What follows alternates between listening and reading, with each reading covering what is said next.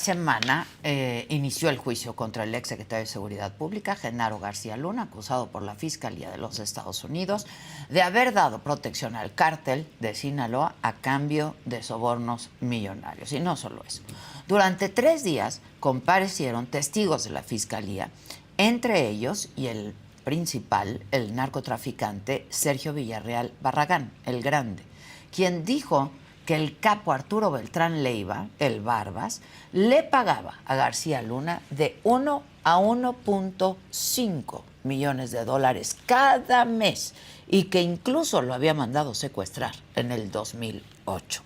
Para hablar de este tema, que otra vez yo creo que vamos a estar hablando de él los siguientes 2 meses, por lo menos. Vamos a hacer contacto en este momento con José Reveles, periodista especializado en temas del narcotráfico, autor de diversos libros como El cártel incómodo, El fin de los Beltrán Leiva y La hegemonía del Chapo Guzmán y Narco México, entre muchos más, y artículos, por supuesto. José Reveles, ¿cómo estás?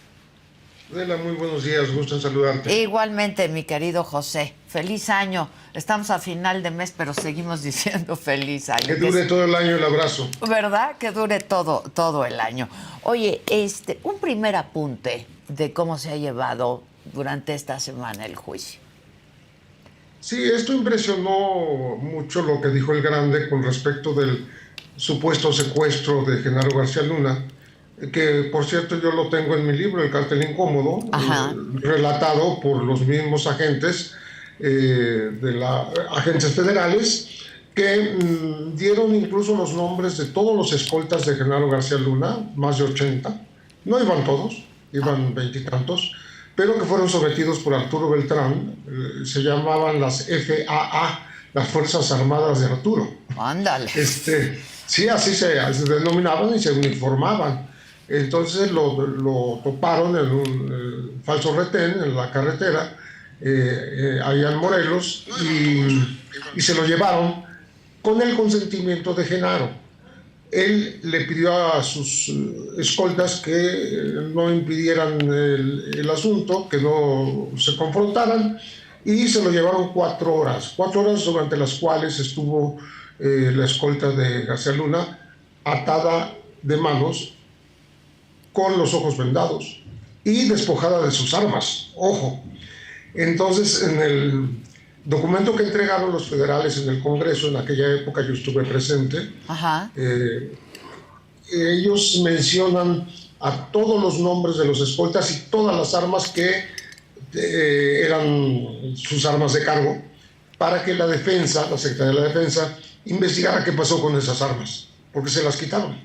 Entonces, nunca se hizo nada, o sea, el Congreso no avanzó, la defensa no hizo caso de esto, y aquello quedó en la oscuridad, pero los agentes se expresaron por escrito, diciendo que sospechaban que era un montaje de Genaro García Luna, porque era experto en montajes, decían, citando el caso de Florence Cassese y de Israel Vallarta, y por tanto fingió este secuestro para poder conversar a sus anchas con Arturo Beltrán. ¿Sí? Todo esto ya no lo cuenta con detalle el Grande, porque pues es lo que ocurrió.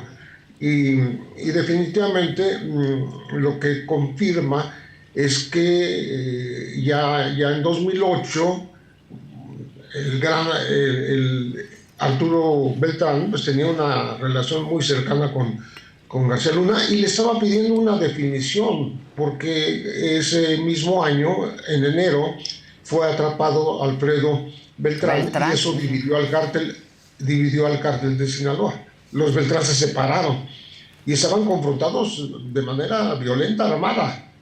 Y decía que García Luna le decía a Arturo a García Luna: defínate, o sea, ¿estás con ellos o con nosotros? Porque estaban favoreciendo a la otra parte del cártel de Sinaloa, que no eran los Beltrán, o sea, al Chapo y al Mayo. Y ese es el contexto más o menos de lo que ocurrió, que es muy grave porque no se hizo nada, se dejó que una fuerza del narcotráfico se impusiera sobre los federales con el consentimiento de su jefe. De su jefe. Para no sé qué.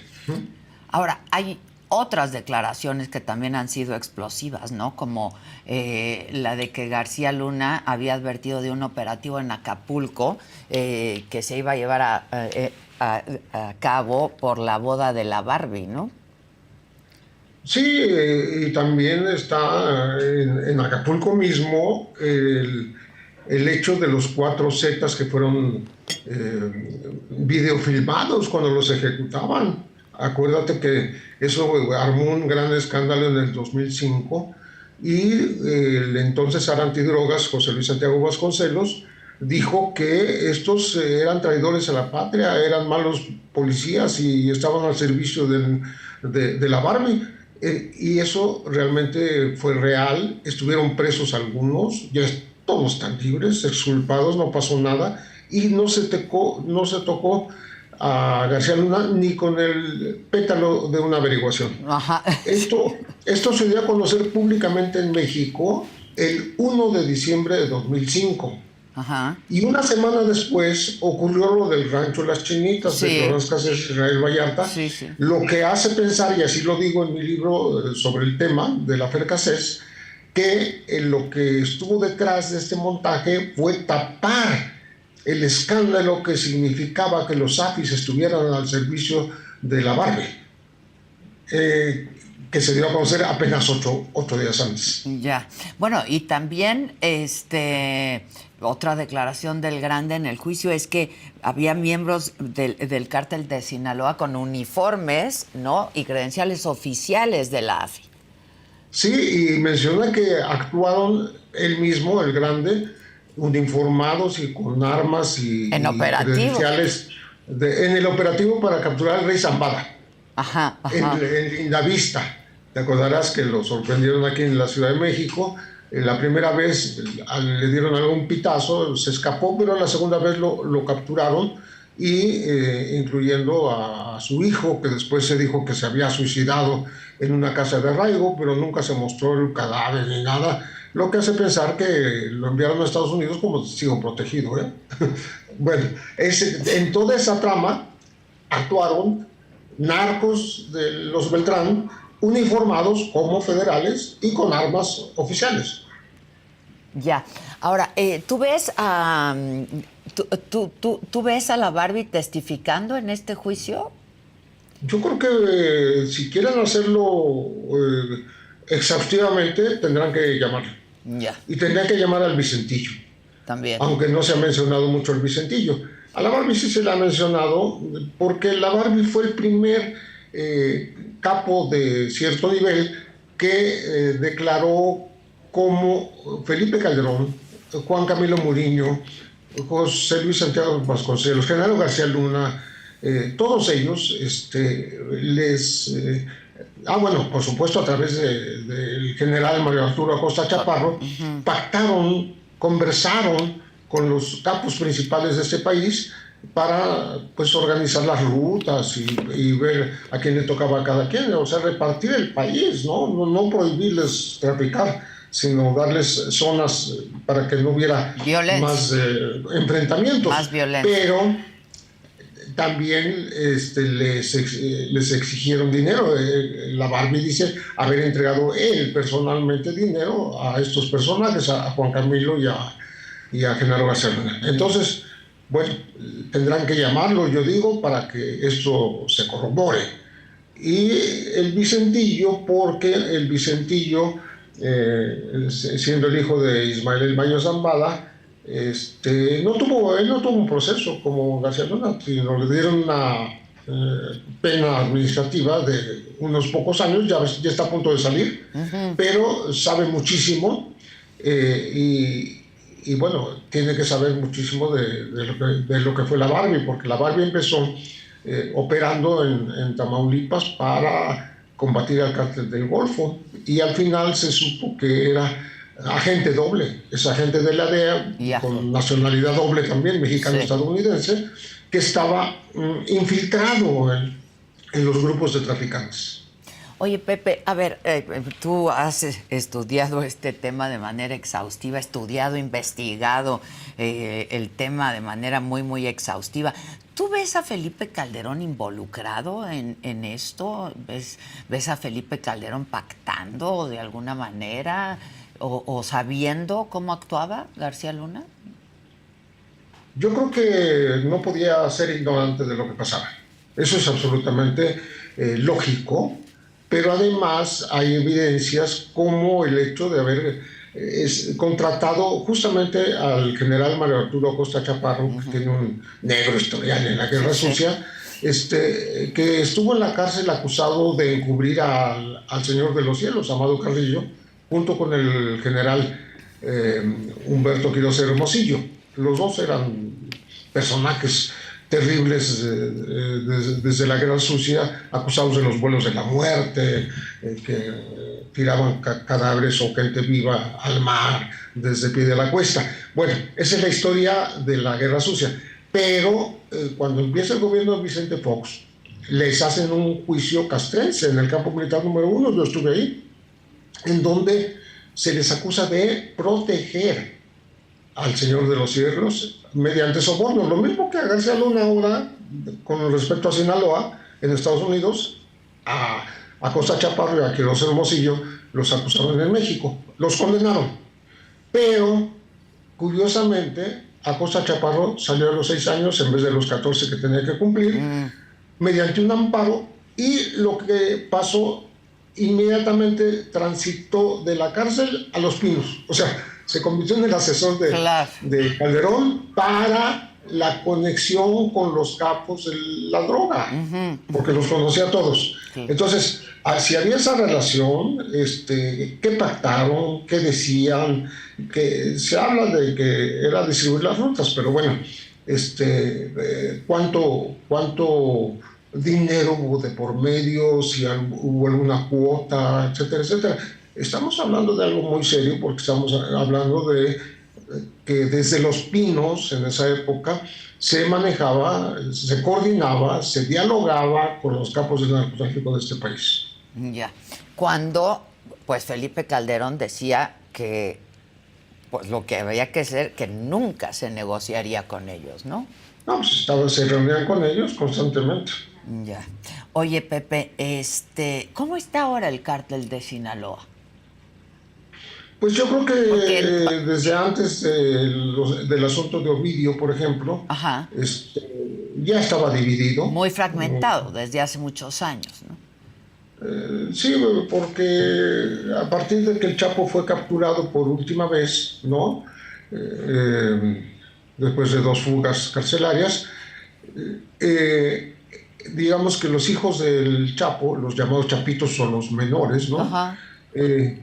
Se sintieron con el derecho de heredar a lo que era el imperio de su padre. Pero pues estaban hablando de estar por encima de Ismael El Mayo Zambada. El Mayo, claro. El Mayo tiene 40 años traficando, o sea, tiene más tiempo traficando él de la edad de los niños, ¿no? O sea, esos chamacos, digo porque ninguno ha cumplido 40, pues no habían nacido cuando él ya traficaba. Entonces, de alguna manera, el Mayo un poco le escaló las orejas. ¿Te acuerdas aquel episodio en Puerto Vallarta, en el negocio la leche, que los capturaron y luego los soltaron? Sí. Pues fue una jalada de orejas, porque qué raro que secuestren a unos capos como los hijos del Chapo Guzmán y luego los dejen en libertad. Claro. Entonces fue un jalón de orejas y se dividieron, estaban confrontados, de tal manera que no ha llegado a mayores, quiero decir, no se han confrontado tan violentamente, pero sí se desplazaron de ciertas rutas. Y pues el cártel, a pesar de esta división, sigue siendo muy poderoso. Muy poderoso, porque justamente ahora con la visita de Biden, cuando Biden menciona específicamente el fentanilo, pues está aludiendo a Ovidio, porque Ovidio es el que manejaba los laboratorios, en donde los mexicanos ya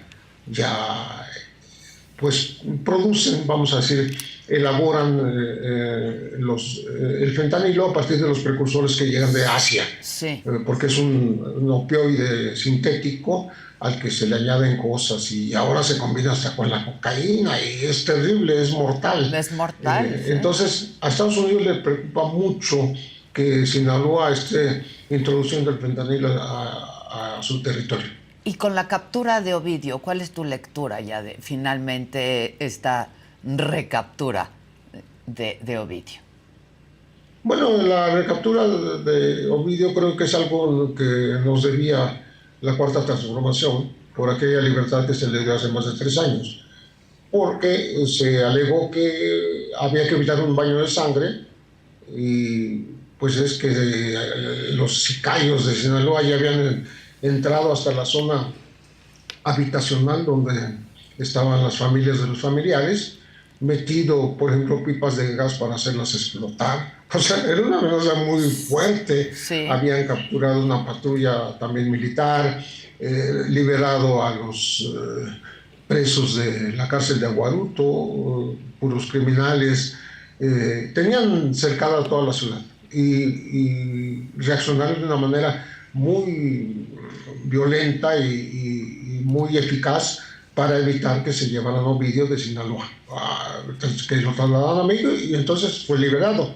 Esta vez, esta segunda ocasión, lo hicieron mejor, ¿no? Con más inteligencia. Lo hicieron más eficazmente, claro, desde el punto de vista de la rapidez y de evitar que se quedara Ovidio en Sinaloa. Cuando reaccionó su gente, ya estaba en el avión. Ya se había salido, incluso llegaron a tirotear, le tocó un avión de Aeroméxico recibir disparos, pero ya se había venido a México y por tanto, de alguna manera se cumplió aquella frase que en su momento de la primera captura de Ovidio y su liberación, dijo el presidente López Obrador, evitamos un baño de sangre y ya habrá tiempo, ya habrá oportunidad, ya habrá trabajo para capturarlo en otra ocasión. Y así fue. ¿Te pareció una buena decisión la del presidente en la primera captura de Ovidio? Fue una decisión muy polémica, le causó muchos problemas, muchas críticas. No lo hizo quedar bien ante la sociedad porque estaba dando la apariencia de ser benévolo con... Y ante Estados Unidos y ante el mundo, ¿eh? Claro, por supuesto. Entonces, en esta ocasión como que se reivindicó un poco, pero además estuvo la coyuntura de que fue 4 días antes de la llegada de Biden. Exacto. O sea, como si hubiera sido preparado para él. Yo no creo que haya sido preparado, porque esto se hace con meses de anticipación. Se cambió un día antes al mando militar, al jefe de la 9ª zona. O sea, para evitar estas filtraciones, claro, que hubo seguramente 3 años antes, incluso se cambió el mando militar. Entonces, fue algo muy bien planeado y muy eficaz, aunque hubo víctimas mortales, hubo 10 militares muertos, hubo 19 sicarios también abatidos, ¿no? Sí. Oye, Pepe, háblanos un poco del personaje de García Luna. Un hombre, pues, raro, ¿no? Un hombre como con siempre el ceño muy adusto, que no gesticula mucho. Háblanos un poco de este personaje que tú has estudiado también. Bueno, sí, incluso este gesto adusto que tú mencionas tiene que ver un poco con su dificultad que tenía para hablar. Ajá. Un poco, incluso algunos malévolos lo apodaban el tartamudo, ¿no? Pero eso se le fue, no sé si tomó clases pero se le fue mejorando con el tiempo, pero digamos que él empieza a ser muy poderoso desde que sale de la Secretaría de Seguridad Pública. La primera ocasión estuvo ahí cuando Alejandro Gers Manero, sí, era el secretario de Seguridad Pública Federal. Sí, fue su jefe. ¿Se acuerdan de eso? Estamos hablando del 2000, de 1999-2000, y estaba Wilfrido Robledo y García Luna. Ellos fueron acusados y consignados a la PGR en aquella época porque por la compra de vehículos y aeronaves con visos de corrupción. Y a García Luna específicamente por no haber entregado cuentas de 40 millones de pesos que estaban destinados a testigos protegidos. El juicio se dio. A Wilfrido Robledo lo inhabilitaron por 10 años del servicio público, pero García Luna no le hicieron nada. Eso demuestra cómo ya tenía mucho poder y se va a cobijar bajo el general Maceo de la Concha, que era titular de la PGR, y ahí fundan la AFI en tiempos de Fox. Y el director de la AFI pues se llama Genaro García Luna. Cuando termina con el sexenio, ya estaba al servicio de Calderón, se lo nombra secretario de Seguridad Pública. Y es su amigo, es un hombre que tiene mucho poder y que dispone de los presupuestos enormes que se le dieron entonces, porque la guerra contra el narcotráfico implicó miles de millones de pesos, ¿no? Y creció el personal, llegaron casi a 40,000 agentes federales. Entonces todo eso lo manejó García Luna. Yo tengo el dato del primer año que ejerció en el 2007, completo. Hubo un sobrante o un presupuesto no ejercido que debía devolverse a Hacienda y en aquella época lo acusaron de haberse quedado con 1,000 millones de pesos. Ya desde entonces. Él tenía fideicomisos, según declaró entonces el auditor de Hacienda, que se supone que no, las autoridades, las dependencias no pueden crear fideicomisos porque son inauditables, con los cuales, por ejemplo, compró 3 helicópteros de Black Hawk en 42 millones de pesos en aquella época. No se los dio la Iniciativa Mérida, los compró la Secretaría, y después también la Marina lo imitó y el Ejército también lo imitó, pero ya compraron mucho más caro. Cada helicóptero, en vez de 14 millones, costaron 26 y 30 millones. Pero bueno, en esa historia hubo quien lo denunció por escrito. Se llama Javier Herrera Valles. En el 2008 yo tuve los documentos y hablé con Javier varias veces y Calderón no le hizo caso. O sea, porque ¿cuál era la acusación de Javier Herrera? Que estaba admitiendo como comandantes personas que no habían pasado los exámenes de confianza, que venían de la AFI y que no podían entrar. Pero García Luna ordenó que entraran 7 de 12. ¿Sí? Está por escrito. Y que los operativos eran fingidos. Que el operativo de Acapulco y el de Tamaulipas, que en los primeros días de la guerra, primero el de Michoacán, contra el narcotráfico, declarado por el propio Calderón en diciembre de 2006, pues nada más agarraban y mandaban 200, 300 o 500 elementos, pero sin ningún plan, sin ningún domicilio, sin ninguna orden de aprehensión, sin ninguna investigación. Es decir, iban a hacer una presencia que no servía de nada más que para atrapar a ladrones de vehículos, ¿no? Sí. No, nada relevante. O sea, fue muy fingida el inicio de la guerra. Todo eso lo denunció Javier y por lo cual fue encarcelado. Porque curiosamente iba a que lo entrevistara Denise Merkel a Televisa y en el camino lo capturaron y lo metieron a la cárcel de Tepic. Estuvo casi 4 años. Ya su queja está admitida en la Comisión Interamericana de Derechos Humanos, que dice que si pasan años y no se mueve la justicia, pues jamás va a ocurrir nada. Entonces le admitió la queja, aunque no se hubieran agotado todos los recursos legales en México, un caso excepcional. Pero sí te da una idea que desde el 2008 particularmente ya estaba siendo denunciado. Y también se habla de que el general Tomás Ángeles de Aguajares se lo dijo personalmente a Calderón, pero nadie le hizo caso a estas denuncias en aquella época. No, porque García Luna contaba con todas las confianzas de Calderón, ¿no? Sí, además era alguien que eh, tenía la fama de superpolicía, Sí, sí, era muy eficaz, sí. eh, por ejemplo, para el tema de secuestro, tenía mucho labor de inteligencia, pero también era un buen inventor.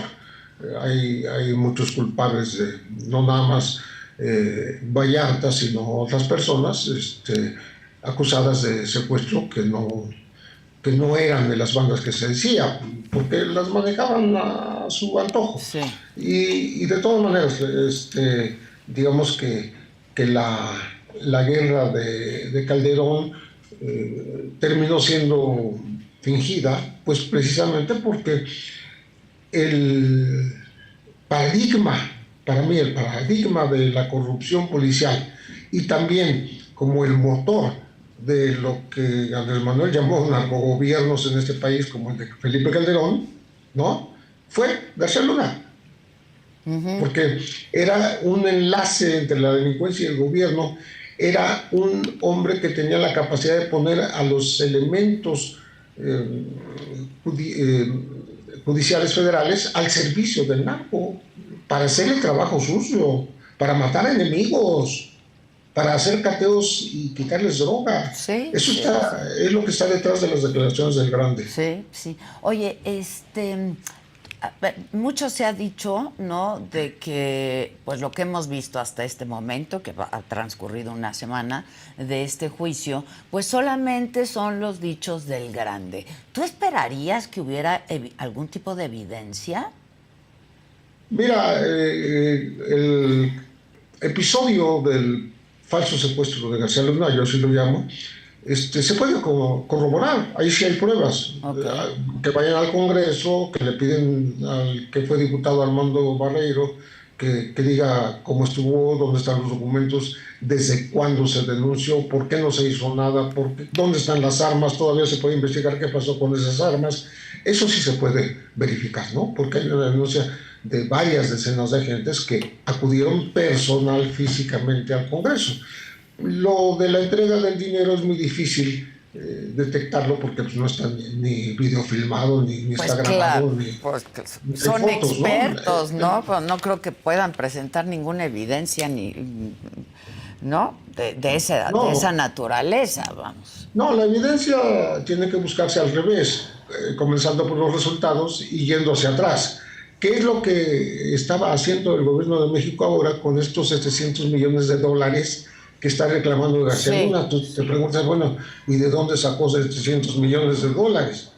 Bueno, la acusación formal en Miami, desde el 2021, es que a través de 39 empresas y fideicomisos conectados con contratos por parte del gobierno y con García Luna, se derivó esa cantidad de manera ilegal. Y eso sí se Entonces, puede comprobar, ¿no? eso Eso sí, sí se puede comprobar. pero no lo están juzgando por el enriquecimiento. Exacto.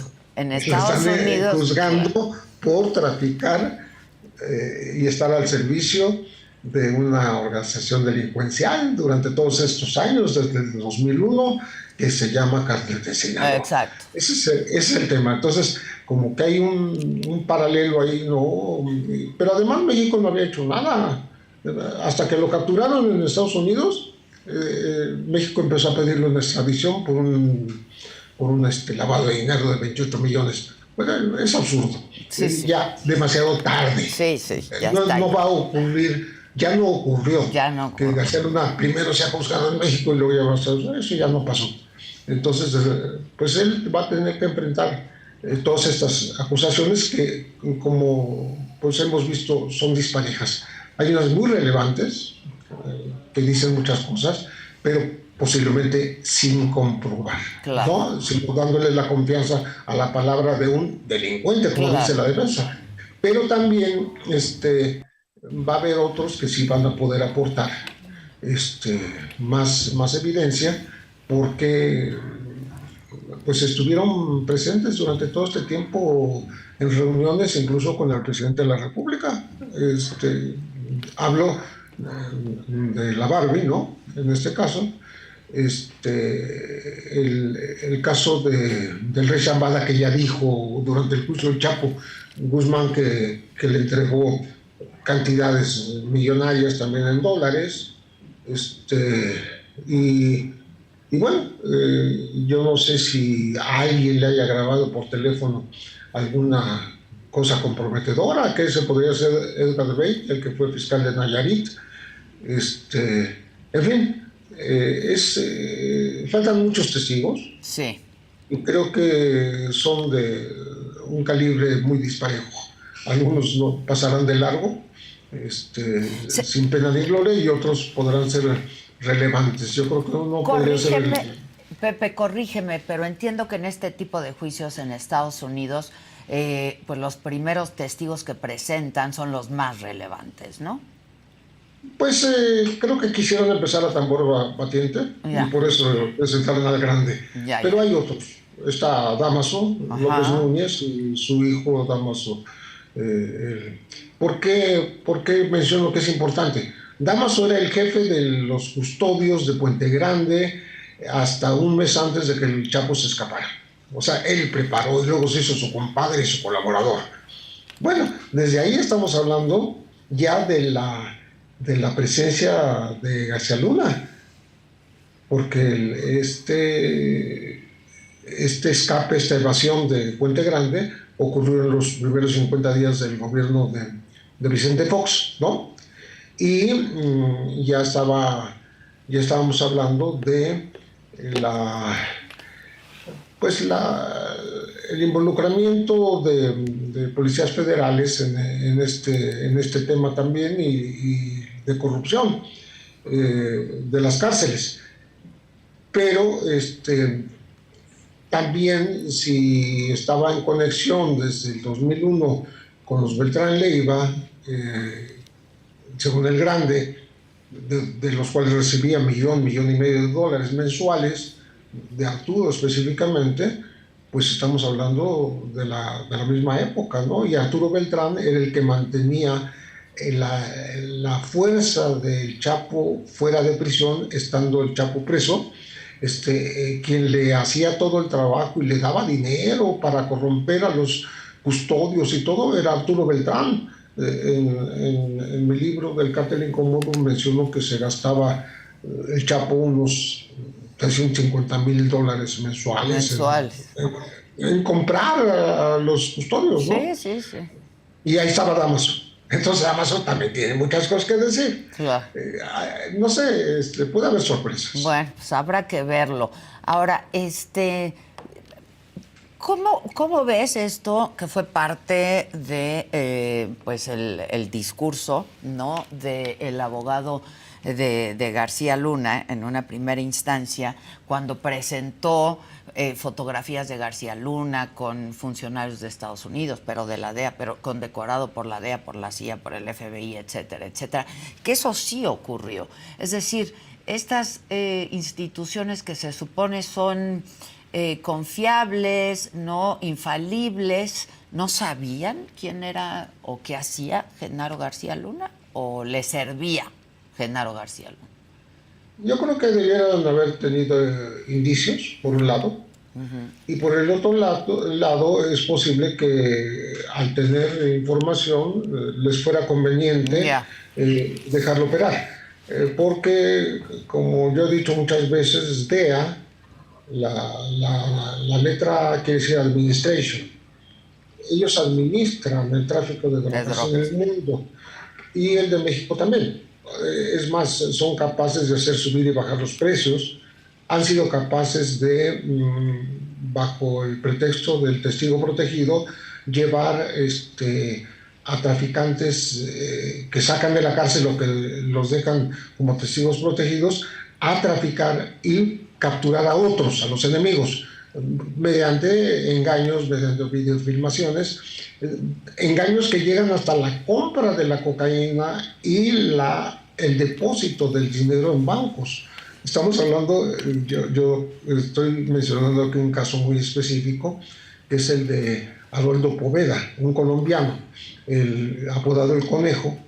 Fue el mismo que dejó ir la Policía Federal en aquella incursión en el desierto de los Leones, en la Ciudad de México, donde se apoderaron hasta de un animal salvaje que estaba ahí, etcétera. Pero al conejo lo dejaron ir las autoridades mexicanas. Después lo capturó otra vez Estados Unidos en Centroamérica, se lo llevó a Estados Unidos y lo utilizó así como una especie de guía, de narcoguía, ¿no? Para seguir traficando, pero bajo la supervisión, bajo la vigilancia e incluso la videograbación o la grabación en audio de esas negociaciones con traficantes de otras nacionalidades y de otros grupos de la delincuencia. Entonces, sí se da ese caso. La DEA es totalmente, está muy manchada en su historia. Sí, sí, sí. Y entonces no podría uno confiar en que todo sea limpio y legal, ¿no? Sí. Hijos, Pepe, pues sí, como tú dices, habrá sorpresas y se va a poner interesante y como siempre, muchas gracias, Pepe. Y hoy con más gusto vamos a leerte siempre y tus libros. Te agradezco mucho. Con mucho gusto, Adela. Gracias. Buen día. José Reveles, muchas gracias. Bueno, pues así las cosas.